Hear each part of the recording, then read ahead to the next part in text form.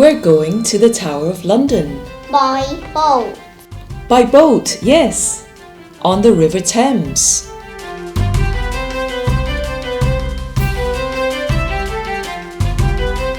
Can you see that ship over there? That's called the HMS Belfast. It used to be a battleship used in the Second World War. It is now permanently moored here on the River Thames and preserved as a museum ship. Oh, we're getting close to Tower Bridge. Yes, Tower Bridge is right next to the Tower of London. This is the way into the Tower of London, Ollie. The Tower of London was built almost 1,000 years ago by William the Conqueror. It's been used The Tower of London is a castle. as a castle, yes, and also a fortress and a prison, amongst other things. The Tower of London is surrounded by a moat. In the olden days, this used to be filled with water as part of the castle's way of defending itself. A moat filled with water makes it harder for enemies to use certain weapons that need to be brought up against the wall. These walls are called the battlements. There's a city behind it. You're right, there's a city behind it. There's a map.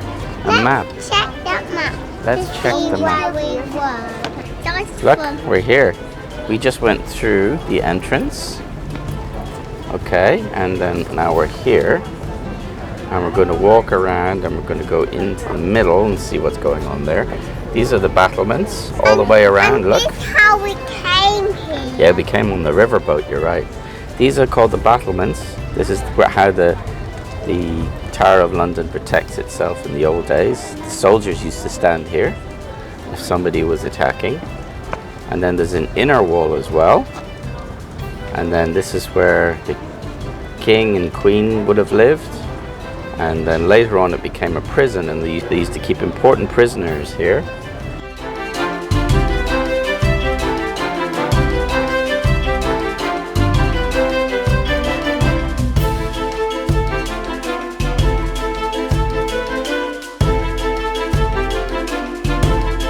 Ollie, look, this is called Traitor's Gate.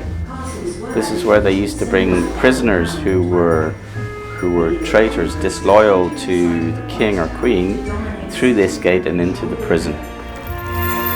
Did you know, because the castle is so old and has had such an interesting history, a lot of people think it is a little spooky. There are also ravens, they look like black crows, just bigger, that live here in the tower. There is a famous legend that says that if the ravens ever leave the tower, the kingdom and the tower will fall. 7 ravens live at the tower today, cared for by a dedicated guard known as the Raven Master. See the bird, Ollie? It's a raven. You see it up there? The only way to heat the place in the old days was to have a big fireplace, so they had fire going in their actual bedrooms to keep them warm. That looks like a replica of the king's throne, and the king would sit there. Oh, look outside here. You can see outside. These are the battlements. So that's the outside wall, and this is the inside wall. So there's two walls, one outside, one inside. I think we came across here, look.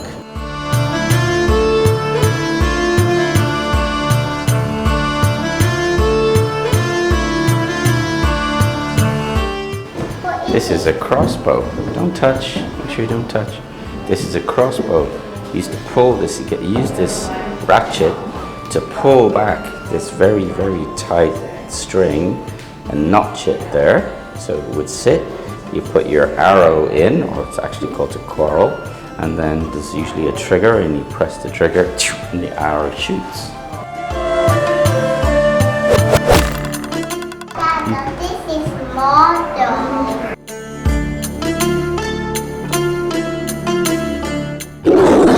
Did you know that the Tower of London once had a zoo?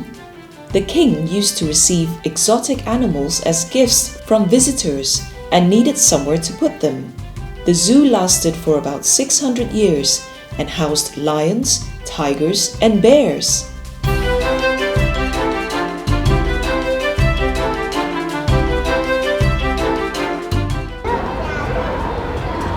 These palace guards with the red jackets and tall black hats used to be the personal bodyguard of the king, and today they guard the crown jewels and still perform ceremonial duties. These other guards, the yeoman warders, guard the visitors and are nicknamed the beef eaters because they were permitted to eat as much beef as they wanted from the king's table. He's standing very still, isn't he, Ollie? He's not going to move because he's on guard duty.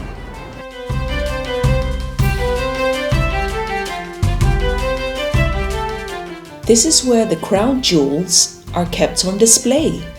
There is truly a stunning array of jewels worth billions of pounds, including crowns, scepters, and other accessories.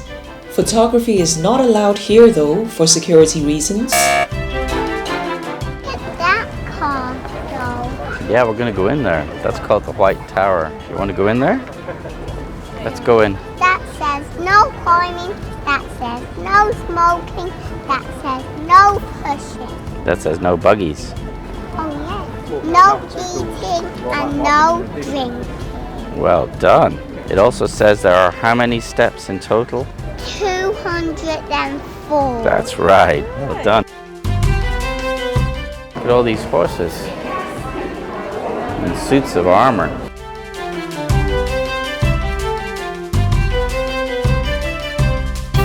It's Henry VIII's second armor. Those are modular pieces that can go on and off of it. For this one, Henry VIII, it's a cheating set of armor, actually. Cheating?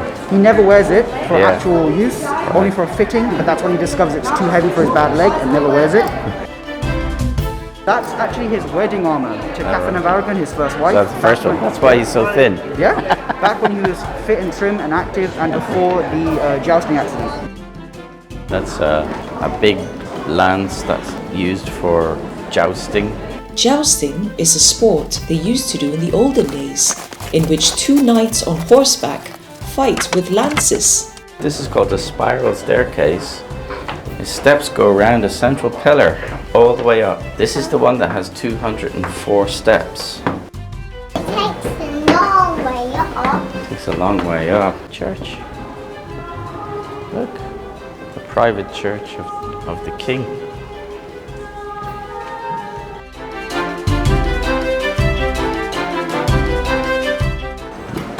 Wait, don't touch. And then you load the gunpowder, push the gunpowder down the barrel, and then you have to aim the cannon at what you want to hit, and then you have to prime the cannon. That means lighting the fire. Okay, you ready? And then you have to press it and blow a hole in the wall. Oh! Blew a hole in the wall. Well done.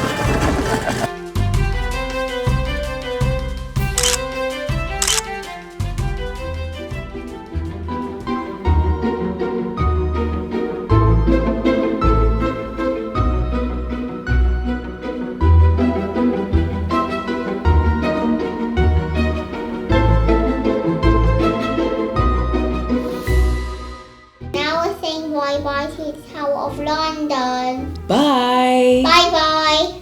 We see you again.